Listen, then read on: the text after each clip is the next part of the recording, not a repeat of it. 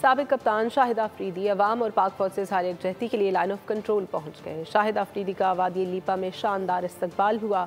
سابق کپتان نے یادگار شہداء پر بھی حاضری دی۔ انہوں نے لیپا کرکٹ گراؤنڈ میں نوجوانوں سے ملاقات کی، دستخط شدہ بیٹ بال بھی تقسیم کیے۔ ممتاز احمد بٹ کی رپورٹ دیکھیے۔ عوام اور پاک فوج سے اظہار یکجہتی، سابق کپتان شاہد آفریدی لائن آف کنٹرول پر پہنچ گئے۔ بوم بوم کا وادی لیپا میں شاندار استقبال کیا گیا۔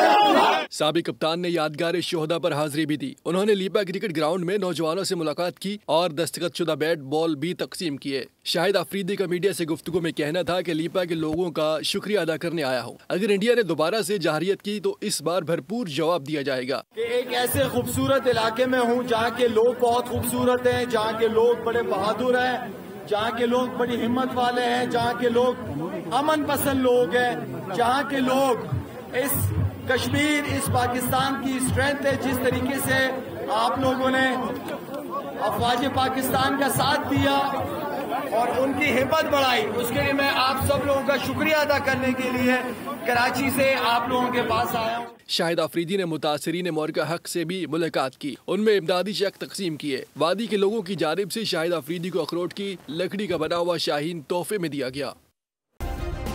سبسکرائب کریں اور بیل دبائیں تاکہ کوئی خبر رہ نہ جائے۔